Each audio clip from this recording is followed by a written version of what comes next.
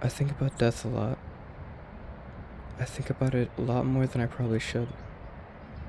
There are many reasons why. For one, there's a lot of death that surrounds my life, and I myself have almost died on multiple occasions. Funny enough, they were all mostly by drowning.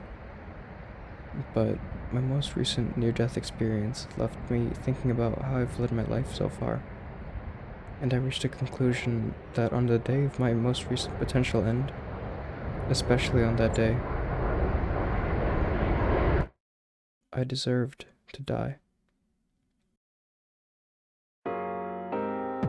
Persona 3 is a game that focuses a lot on death, and was the first in the series that changed how the Persona franchise would operate, with the addition of the calendar system and social links that became a mainstay in all of its future installments.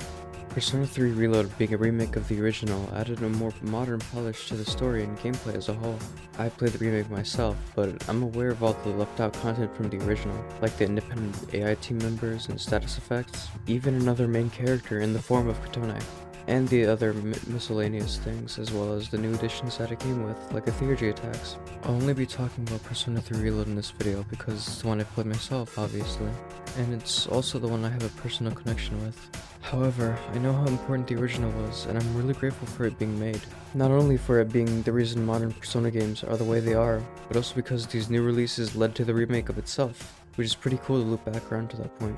I'm also aware of the importance of the first two Persona games, but I'll discuss them a little later, along with other things that pertain to why this game in particular is my favorite.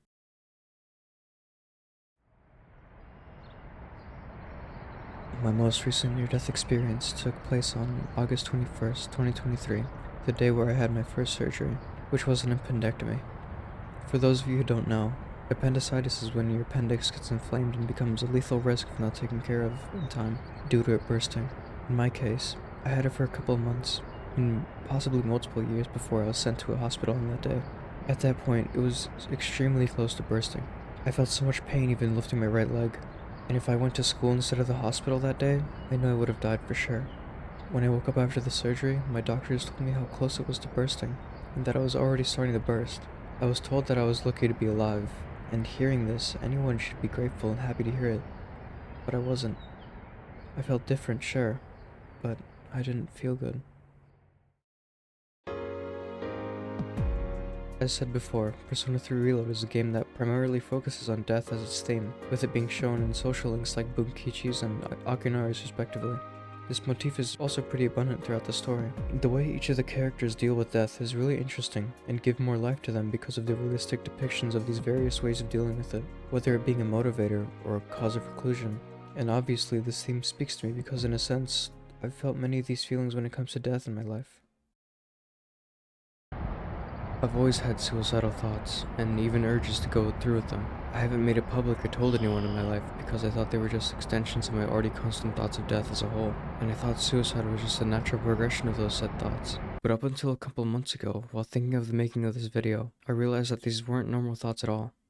Shocking.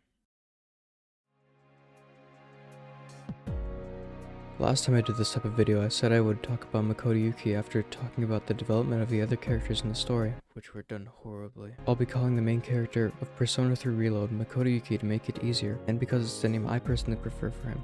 When it comes to Makoto Yuki's character, I have 3 different versions of him in mind. The MC of the manga series, who's named Minato Arisato, who I actually don't know that much about. Makoto Yuki from the various Persona 3 movies, who is purely apathetical and unapologetically uninterested in everything in the beginning, but has amazing development as the movies progress. And finally, the main character from Persona 3 Reload, which seems more neutral than anything, but is still the same Makoto Yuki that we all know and love. Jesus. At the start of the game, we see Makoto on his way to Iwatodai dorm and experiencing the dark hour due to being late. The first impression that we get of Makoto is his lack of emotion, and him seemingly being in a state of derealization, despite being surrounded by the many coffins and bloodstains on the floor.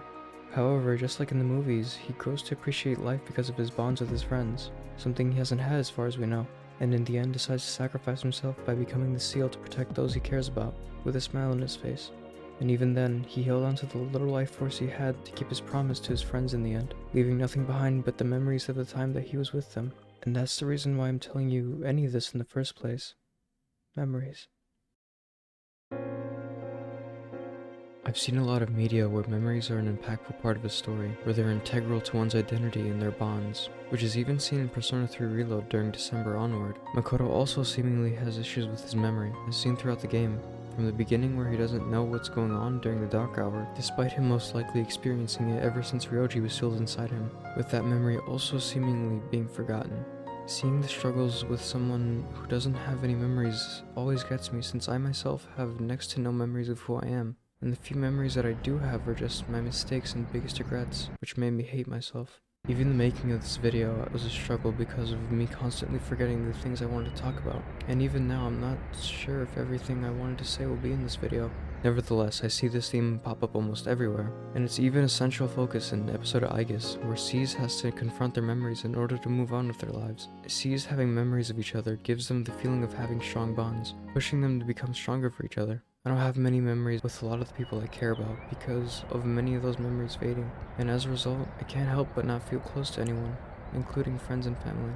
Since I have no memories, I also have no knowledge of many things, giving me more reasons to think that I should have died on the day of my first surgery, which I don't even know if it really was my first because of my memory. After my surgery, I thought things wouldn't change, metaphorically and literally, but because of that ignorance, something bad happened to my body, because of me being reckless, and has led to a new complication that I've also yet to tell anyone about. This new complication leaves me with sharp pains that I feel to this day, and was even a motivator on uploading more videos, because of my fear of possibly dying before finishing Persona 3 Reload. After my surgery, I also felt this unexplainable sadness and guilt for just being alive. It's been there ever since. Sometimes it isn't as strong, and there was even a time where that sadness almost went away. But I feel like I'm stuck being unable to change. Since I have no memories to speak of, I can't grow and learn from my mistakes because I'm even starting to forget those memories as well. The reason I started tearing up to memories of the school was because ironically I barely had any memories of it, and I feel like my memory gets worse each day. To be honest, I'm terrified on what will happen to my memory in a couple months from now. This is the reason I've made this into a series in the first place, to see how I used to act, and to see how much this game means to me, along with other reasons like holding myself back from playing this in one sitting, and by editing and making these videos it stops that from happening, which also allowed me to kind of express myself through these videos. This is unfortunately the most effort I'll ever put into doing anything for myself. And even in this case, it isn't really for myself since these videos are public and you're allowed to go through the series. And unfortunately, this will be the last video I'll be making on this channel. But this doesn't stop me from being alive, because although these thoughts at times can be a bit much, sometimes overwhelming, and actually honestly horrible, The only reason that you're still alive is so that I can see you. they haven't been as rampant as before.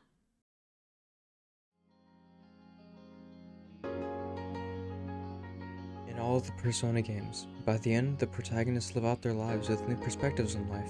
However, Makoto unfortunately has to stay as a seal for however long is needed. Him dying at the end of Persona 3 Reload makes the game stand out from the others because this is the only case where it ends with the main character dying, making it beautifully tragic. Persona 3 Reload is genuinely such a great experience, and I highly recommend playing it for yourself if you can. Because this game has, through its story, characters, and even lessons that could be applied to real life, shown that you deserve to live. And you shouldn't let anyone take that away from you. Thank you so much for watching. I hope you live your life as fulfilled as it can be. And I hope you look forward to brand new days ahead.